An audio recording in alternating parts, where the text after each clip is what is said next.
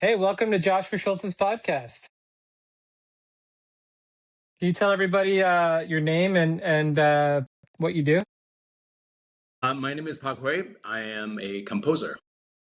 Can you tell a little history of like maybe how you got into composing and a little bit of your track record as a composer? Actually, start by telling everybody what a composer does. Composer, write music for film, TV. Well, there's also other kinds of composers, I guess. Like there's concert works and all that. But I specifically write for film, TV, visual media, audio media. So that's what I do. Amazing. How long have you been doing that? Boy, I started back in 2005. So it's been 21 years. Wow, that's so cool. Oh, been a That's while.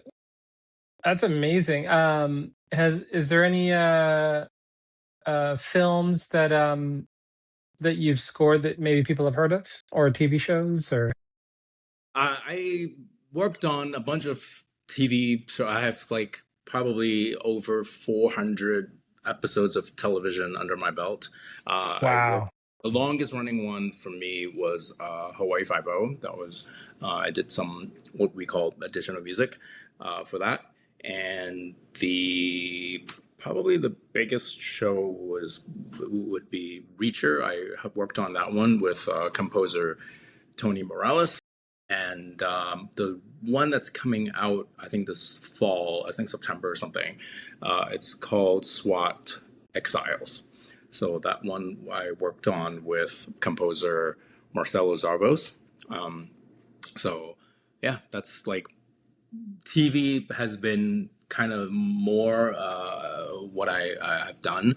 And then on the film side, um, I guess the biggest credit would be like Avengers, Age of Ultron. That was with Brian Tyler, and geez, what else? Fast and Furious series. There was a few of them that I also worked on with Brian, and yeah. So I have one feature on my own that's called Troubadour. That's we're awaiting festival news. So we'll see Amazing. how that goes. So fun times. Is that one about the troubadour or something else? Well, the movie Troubadour is sort of an anthology format where there's like one story, but there are several smaller segments within that one story. It has to do with like technology, like Oh, uh, cool. things that are uh, when things blur, when we blur the line between reality and what's not real. So it's fun. It's crosses there's some horror in there, sci-fi, there's thriller. So it's um, kind of cross genre a lot of it, and yeah, it's a fun one. That's amazing. Um, how would you explain to the people that are listening what a composer does to the movie and maybe how it influences the movie? Music, a lot of times, if we've done a good job, hopefully, that means the audience would have gone through the story, the film, without really knowing that it was there. A lot of it is subconscious, like it's building an atmosphere, a vibe, a it can lead you down one path, or it could lead you down another path, which is completely different from what you're seeing, where the story's going. So it is in a way designed to,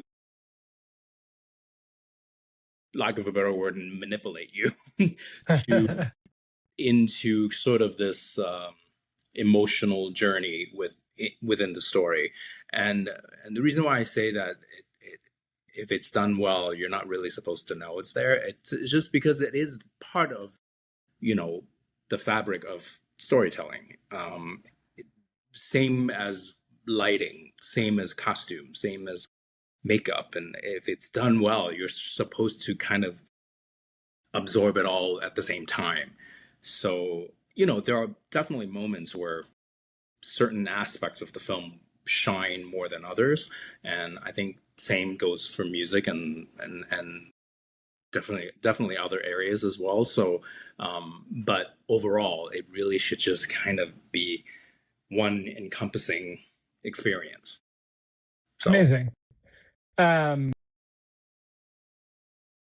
to think of, because I know a lot of like my points of view. I'll just talk about it. One thing I love about music in a film is like you were talking about manipulating. Like you could see a guy walking down the street, and then you can decide if you want people to feel light and happy, or fearful, or adrenaline and action, and it sort of dictates.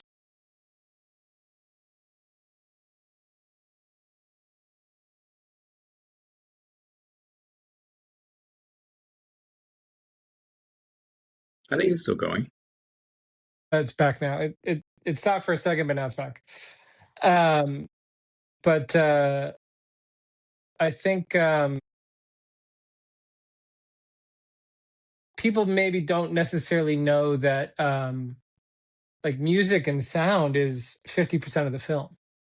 And so when a composer comes on, to me, I think they're rock stars because there's a million things you can do, and it's like kind of up to them to, you have the director or the writer who dreams up something, and then they capture it, but then the composer now has to dream up something and enhance the world, and they can sort of flex it in different directions, like putty. And I think as filmmakers, we learn how to manipulate audiences, and like color, sound, camera movement, acting, all that comes together. But scores to me are so fascinating because like you can have a guy in a room with 100-piece orchestra or a choir, or tapping pots and pans, or bending metals, or it seems to be one of those jobs that there's so many variables to get there.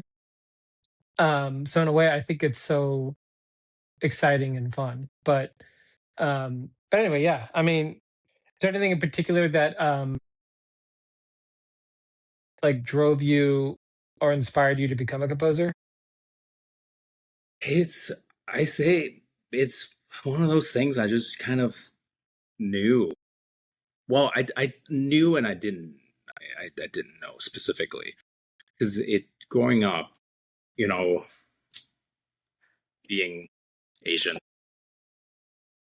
my parents have always pushed me in the sort of the safe professions that What do they specifically. call that? Is that like a tiger mom? Well, not, but yes, there is that term, but I think for me, it wasn't quite as forceful, but it was still kind of, there's an expectation for me, specifically in the medical fields. So I was pushed sort of into that growing up and even through school, high school, college, all that. I've kind of followed that path. And being from upstate New York, uh, we're as far removed from Hollywood as you can get from in the U.S., right? So it felt like, yeah, that's something that happens over there on the other coast. Me over here, I'm just gonna fulfill my duty as a son to do what my parents want me to do. And for a while, that was sort of what I was expected to do. What I thought that this is it. I'm gonna go down this route. And I think I was relatively getting good grades, so I didn't really question like, okay, maybe I'm not cut out for this. But I was like, okay, I'm getting the grades, kind of good enough to have a good transcript, I guess. And then when it came down to sort of like actually going through with it. So I did the whole biology major thing, and I was pre-med. And then I even went as far as going to get a master's degree in health care management. That was one. And then an MBA in health systems administration. This is after undergrad. So hoping that I would go down this path of like not only be a doctor, but also be a hospital administrator or something like that. Um, so I took the MCAT and I actually didn't do well on the MCAT. So I was like, wow, maybe that is a sign. Even though I could grade, the standardized test is a different thing. So I was just could not let this music thing go because I had always loved music. I was always music was always part of my life. Uh, you know, from just enjoying listening to it to kind of begging my parents to get me piano lessons, which they did not do for a long time. So I didn't really formally start learning music until like I want to say around high school. Oh Piano, wow. yeah. And then by the time I got to college, I was like, well, there's I could take on music as a minor. So I was like, let me do that. Let me at least like do something for myself, even though I'm trying to appease my parents, right? So I know it's a long story, but like, No, this is um, great. yeah. But the point is, down somewhere in my education, I felt like this path down medicine is just not quite right for me. There's this other thing there seems to be a stronger calling for me. So around the time was finishing my MBA, and I had sort of a heart to heart with my music professor and Hillary Tan. She's no longer with us, but she was instrumental in, pun intended, instrumental, uh, to kind of get me to like, hey, go see if you can make something of this, like this music thing. And the thing that she said was, have you thought about film scoring? Because I was just studying music. I wrote one orchestral piece that was performed at my college. But she was, have you thought about film scoring? I was like, well, yeah, like I've listened to a lot of film scores and I love, just the experience of watching a movie. The whole discipline of it was intriguing to me, but not in the way that I'm like, yeah, you could do that. Like I didn't think that was possible. But she kind of planted that seed in me, and then I was like, let me look into this. And then the first thing I looked up back in the day when you search Google is just like just a bunch of stuff without the sponsor crap. Yeah, just the um, list. just the list. So the first thing that popped up was Berkeley College of Music, and I was like, okay, here's a program. Let me see if I can apply. So I ended up applying, and actually back in the day, it was not as um, difficult to get in, I would say, maybe. So I kind of submitted my orchestra piece that I did, and my professor wrote me the recommendation letter, and I got in. And I was like, well, I'll figure out what to do. And there was a specific program for film scoring. So I went. I did 3 years there because I What year remember did you go? this is a long time. So 2002 was when I started, and I left in 2005. So there was I I worked at a record label right across the street on Mass Ave. Um, so I would stare at it every day. well, Um, wait, but a long time ago, like I think 2009 or 2010. okay, Yeah. yeah. So that's kind of my journey into this. It was very much like I didn't think it was, yeah, someone does this for a living, but it just can't. What does that have to do with me, right? Like, so, but Berkeley really helped me kind of get the education, the foundation of it. And then coming out to LA was just a completely all another level of education just by being here and working in the field and stuff. So yeah, so that's kind of how I got That's here. amazing. um, have you ever? I'm just gonna ask random like fan questions, but you Or ever uh, got to work with an orchestra? yes, so my first taste of it was undergrad. I did my first piece of music I wrote for the orchestra was performed by the college orchestra.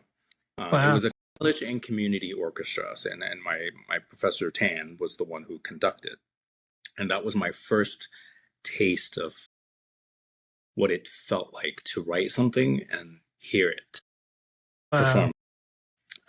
So that was my yeah, that was like sort of the drug, if you will, and and of course I got hooked, and then Berkeley, I also worked with smaller ensembles for school projects, and then coming out after being in LA, I think the first thing I did was there was one film with Brian, which was the Dragon Ball Evolution. That was the first Oh. I wrote for Brian, um, and that was recorded live at was it Fox or Sony? Um, but that was another level because these are professionals now, right? Like we're in LA, and the players are like world class, and especially for in the world of film scoring, it's always sort of the pinnacle, like the top. You know, you want to record here. Yeah. Um, so that kind of blew my mind because, like, at least for the college part, when I was recording undergrad, that or the piece was performed by my undergrad orchestra. That was like there's 3 months of rehearsals leading up to performance, right? So that was like, you know, you can hear the mistakes and you can hear things and they get rehearsed, ironed out over time. But at the professional sessions, they sight read the stuff.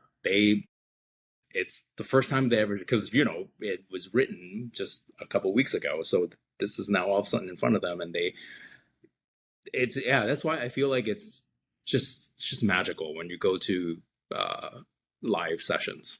Um, it's another feeling. I have you worked on a project where you directed a project where there's like live orchestra yet, or No, I think I told you I was on the board of directors for the California Philharmonic Orchestra, and so all of the times I experience a live orchestra and sometimes with a big choir. I think we had like I think when Brian did Thor, we had like a 200 or 300 person choir plus a full orchestra.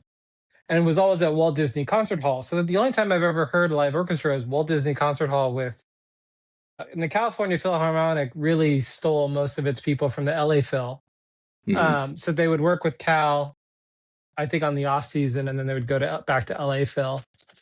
And it was insane because they'd play all this old music, and then they would have movie night where um, I think we also worked with John Debney. The Newton brothers introduced me to him. I met Brian through the Walt Disney Concert Hall, and man, movie night when they did Star Wars live and Jaws and Thor, and it just it makes any other experience just seem like small compared to it because it's like all of the live instruments played well. And I remember I think I told you there was like a violinist who I had to do a photo shoot with her, and she's like, you know, this violin's like $3.4 million, and I was like, what? And this violin, I think, was made in the 16 or 1700s when like these certain trees had a certain rainfall um, that created a certain sound from that wood that they've never been able to recreate. And it's like the best violin in the world. And I was blown. I thought they just get a violin. You know what I mean? I didn't realize there was so much detail in all these like sounds and stuff. But anyway, so then I specifically chose the job with the California Philharmonic just to learn as a director, like all of that side of the music so that I can apply it to movies. And but anyway, yeah, I am still hoping to do a feature where I have a budget to have an orchestra because that would be insane. You should, yeah. I mean, a lot of times I think, you know, when it comes to budgeting and then post production and stuff, a lot of times for us composers, where we feel like is there's no budget by the time it comes to post, right? So it but I feel like you can work with a smaller budget too. It doesn't need to be huge. There are ways to do it, but having a budget is would be nice.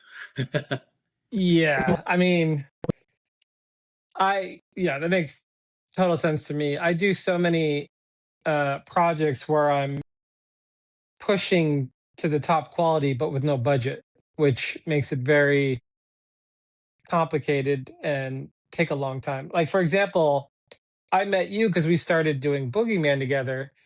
I started working on that September 2025 and it's almost September 2026. And right before I called you, we just did a green screen pickup shot, which is hopefully the last shot of the film.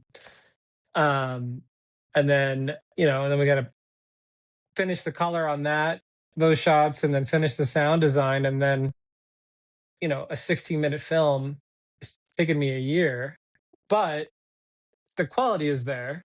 Um, where this last weekend, I shot a short film by myself. I was the whole film crew. And that it's very tough to maintain quality when you're doing everything, but we were able to do it. But I couldn't walk basically for a day or two after. Mhm. But what was I going to say? But yeah, anyway, so you and I met doing Boogeyman. Mhm. Um, is there anything you want to talk about with the experience? What inspired you? How you came up with the Yeah, music for it? I want to just kind of like give you props, do props, because it's nice to work with someone who kind of understands this process, and also you have kind of a vision of what you wanted, but you also gave me space to kind of do my thing without like too much of a like, no, I want to like, but you just gave me room to express it, like, and I really appreciated that, and that doesn't come by often for us. A lot of times it um like we talked, there was this sort of incubation period, I think, for us. I don't know if you feel that way, because Yeah. we texted a lot, we messaged a lot, just sharing like, oh, this clip from this film was great, it was effective, or this score is one of my favorites, and then I think that a little bit of back and forth, even though we weren't talking about our project per se, but having that kind of back and forth between us, I think that helped me kind of get a sense of like, okay, this is how what he likes, and I think it gave me a sense of direction in terms of like how I would approach Boogeyman, and but I just love the fact that you gave me space to do the job, I'm so and happy I did because um one thing I've learned as a director and a photographer is sometimes when you work with someone like a client, they're and if they try to micromanage, they're micromanaging at their experience. And if they're not a director or photographer, it's pretty low experience. mm, And in some ways they sabotage their own project because they're trying to dictate things at their knowledge level instead of taking someone who's dedicated their life and career to understanding the subject. And So with you, I was like, I know what I want to feel, and I like these things, but you're a professional in this area. You have so much experience and so much knowledge that I really, as long as you understand the story I'm trying to tell, you'll probably be able to just, sprout all of these ideas. And then you set the score, and it was like, I never would have been able to tell you to do that. You just created something better than I imagined. And which I love, because like I, as a director, would prefer to just have these badasses and we each have our departments and we just kill it and it comes together with synergy. And like, obviously, as a director, this is my favorite analogy for a director is like, I'm building a 10,000 piece puzzle, and everybody's going to come at it with their point of view, and they might start building a different puzzle. And so my job is really just to get everyone to understand what the puzzle is so they can build their pieces, and then everything fits together perfectly and it's a perfect puzzle. Um, Hmm. and sometimes you meet other collaborators who are masters in their field, and they can see the puzzle, and then they go, "Brrr," and then it enhances. And the music you made for Boogeyman, I absolutely love, especially the like.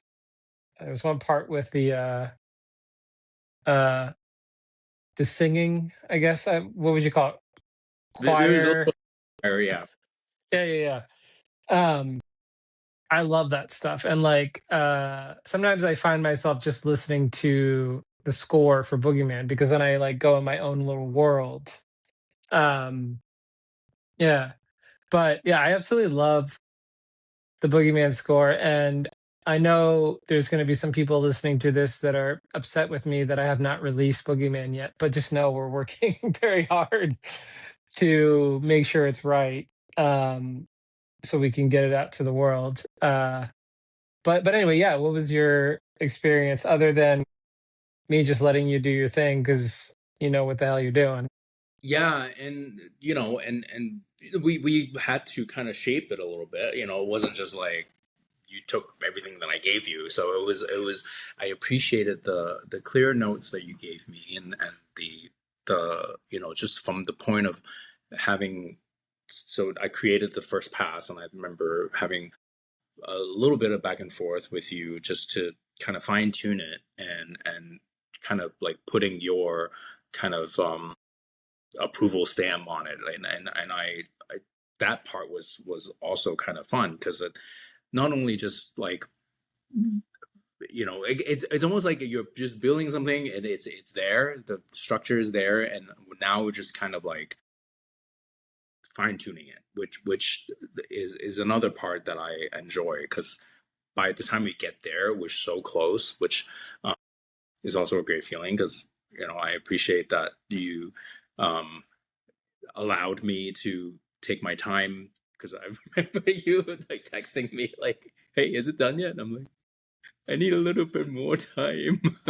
um, I was so just excited.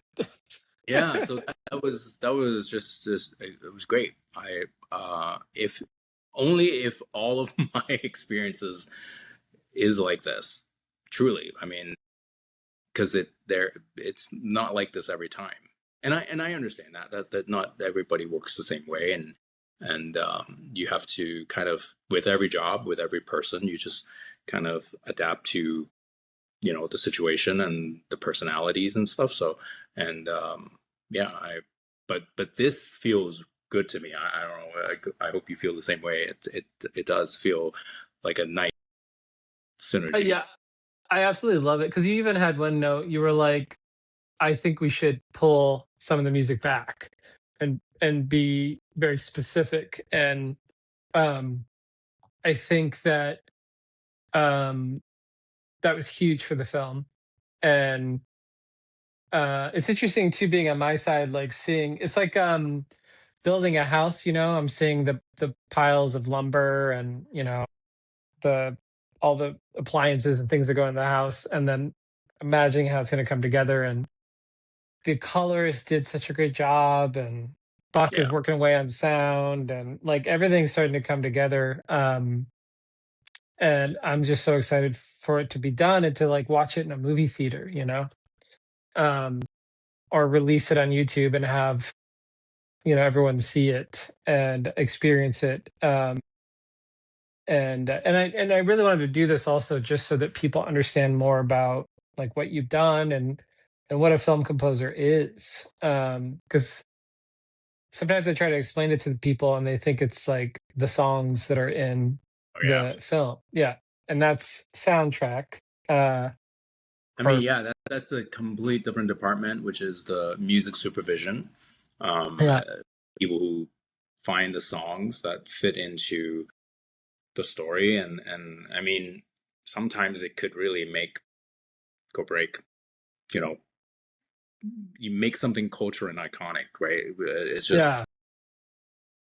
with, for example, like Stranger Things, like the, Yeah. I mean, right? Like that became a Yeah. moment I in was our. thinking of Almost Famous. Mm, But that also fits with the story, but like uh Tiny Dancer, I think they're in the bus singing Elton John. mm. But it was a movie about a music journalist during that time period. I'm trying to think. Yeah, Stranger Things was good. Um, I mean, growing up, there was a million. Forrest Gump. Yeah, and they're like right because they would release a soundtrack, two soundtracks sometimes, one with bunch just the songs, and then another off the score. So Yeah, yeah, it's a whole discipline on its own, music supervision. So yeah, and then I would say like too, my approach to, as in most composers would say the same thing, is that like the story kind of come first. Like we have to kind of tell the same story musically speaking, right? Like it's hard to I think some mistakes that perhaps some composers made or myself in the early in career is that you feel like you have to show off this whole, you know look at what I've done with the chord progression and this and that, and it's great, but it's if it's not what the story needs, then it's kind of, you know not gonna help. So um I think the story needs to be the center of what you're writing for, and it should always serve the story, the visuals, the characters, and stuff like that. I love that. Yeah, I mean, that's a big thing you learn as a director is like, I think newer directors want to show off all the cool shots that they did, but nothing really matters unless it serves the story. And that was another analogy another director told me is a director is like a conductor. If you need more horns, if you need less this, you're evening things out so that there's harmony, so you can create that Mhm. emotional response. And it's funny because I'm also writing outlines for features of like for Boogeyman and how I want to take it. And um, it's interesting. I almost like see colors in music. And Mm. so your music for Boogeyman has such a almost like a steel tone to it. It was sort Cool. of this dark, except for obviously the morning bedroom scene. Mm. And I'm not giving anything away.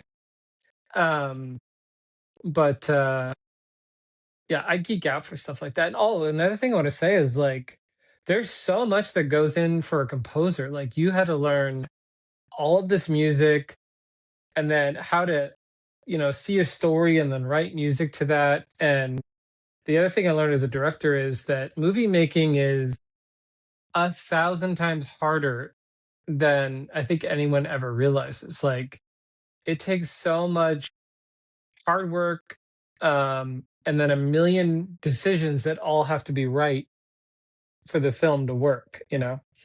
Um, and it gives me so much. Like I remember after I finished my first short film, if I saw a bad movie, I still would appreciate that they made a movie. You know what I mean? Like it's a miracle that they made that.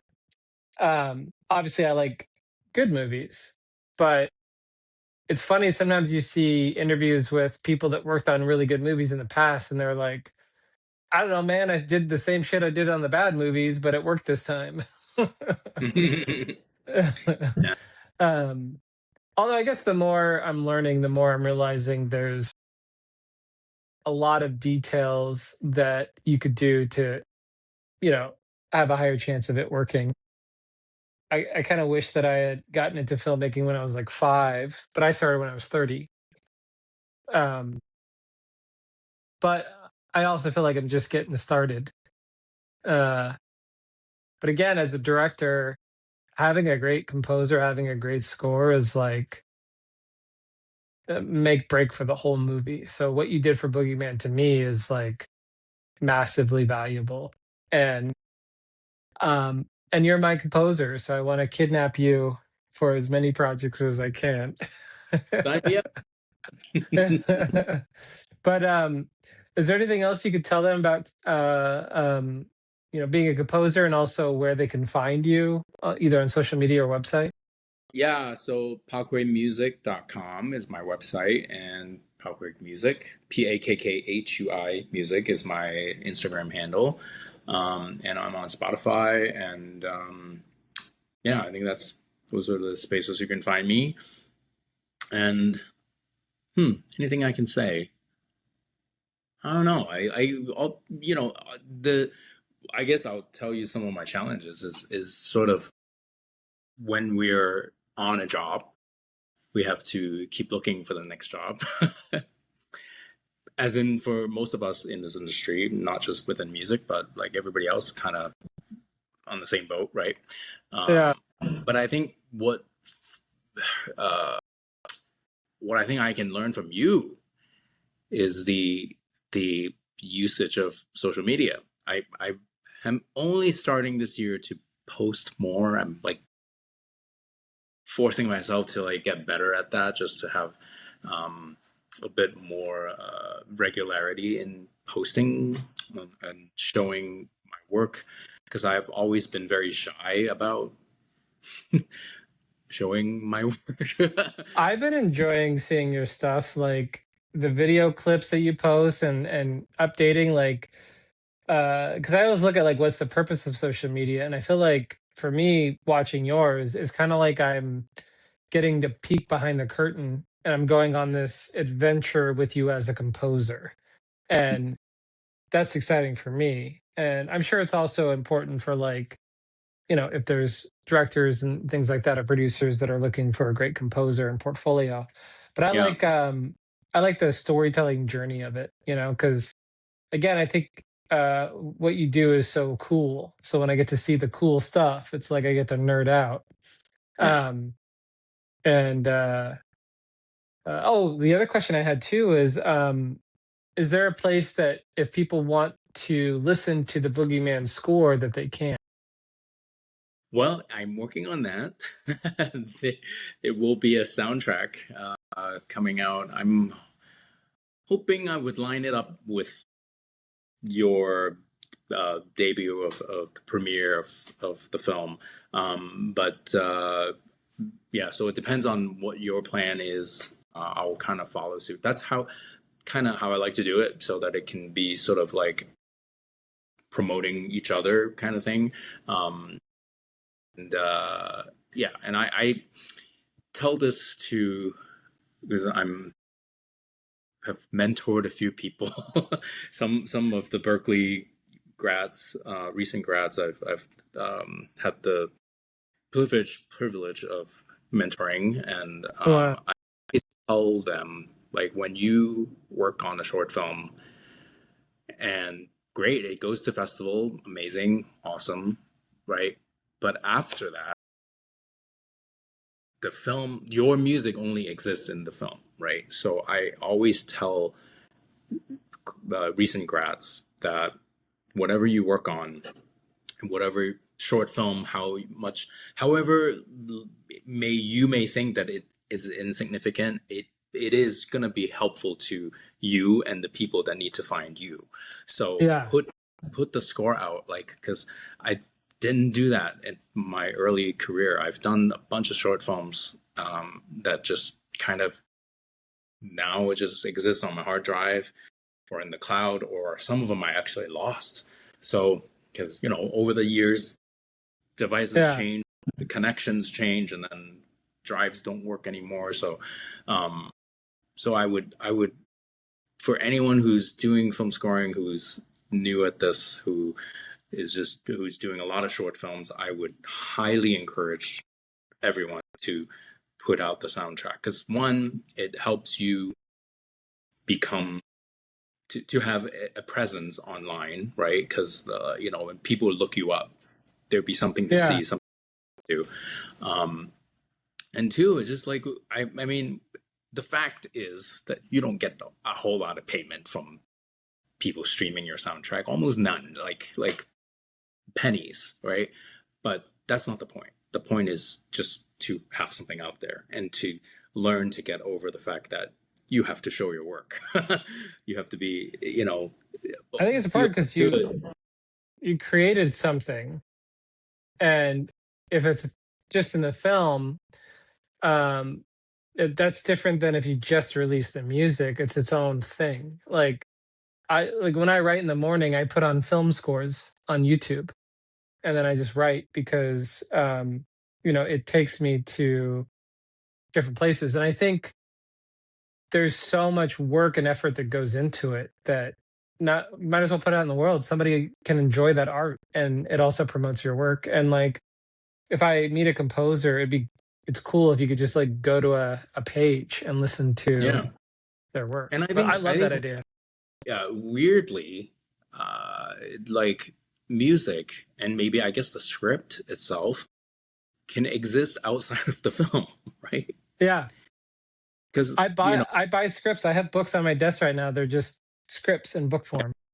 and I think we as composers should really, and take advantage of that to be able to showcase it outside of the medium itself. So, um, yeah, I have started doing that a few years ago, and I will continue to do that.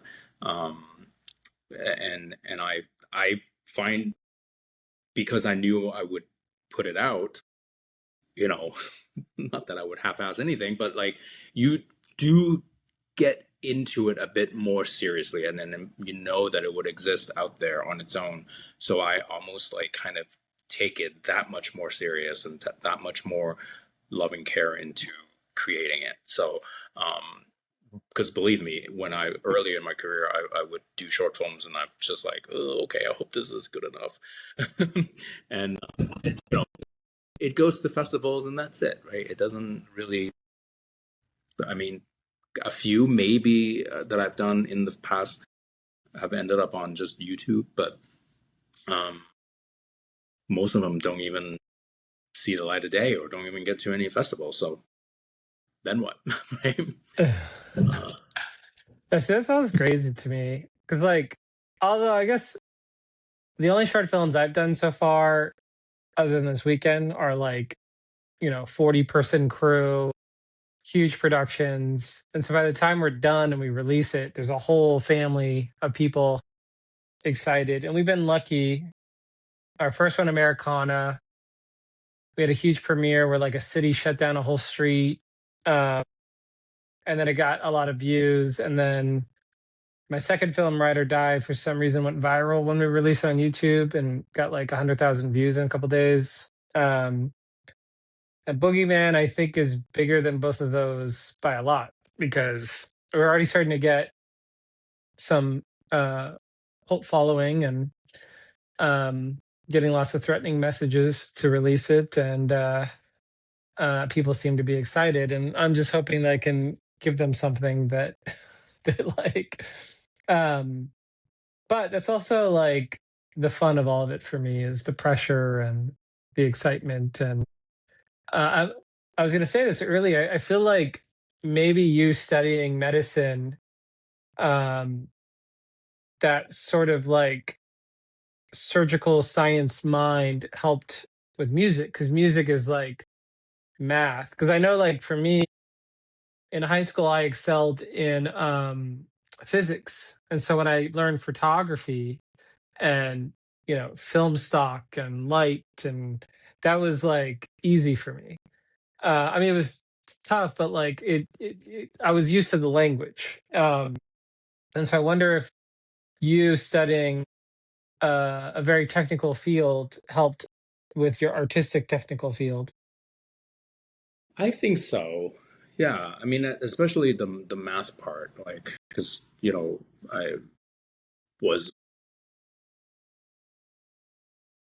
not too bad at it. Like when I was in high school, I remember because I entered the U.S. when I was 13, and I was at the end of seventh grade, I think. And then by the time I got to ninth grade, I was sort of like the accelerated kids were taking 10th grade math when they were ninth grade. So I was like, well, I want to do that. So my ninth grade year, I did both ninth grade math and 10th grade math in the same year. Oh wow. Grade, 11th grade math. But yeah, so I think that really that is kind of part of it. There's uh, structurally, I think music is kind of like it's like a puzzle. Like I um, figure things out, and but at the end, it's still kind of art. So I can, it's less consequences. There's no one's gonna. Right? Yeah, I think that certainly helped, and I think just studying. I think from an early age where music wasn't sort of my focus, kind of gave me the desire to learn it more by the time that I could devote the time to it. Makes It sense. yeah, because at the time, like things that I already knew in my head, which I didn't know the names of, I didn't know why it worked. But once I actually studied it, I was like, oh, okay, that's what this thing is called. This is why it sounds good this way and why it worked this way. But Interesting. intrinsically, I kind of already worked it because I, for a long time, I played by ear, and I would like, for example, like some pop songs, for example, would have string lines, and I would like literally pick out the string line and pop songs or in film scores. Here's a melody that worked with a counterpart, counterpoint, and all that stuff. So it all made it a bit more serious by the time that I was able to like study it for real. Um, wasn't just like this is extracurricular stuff that Yeah.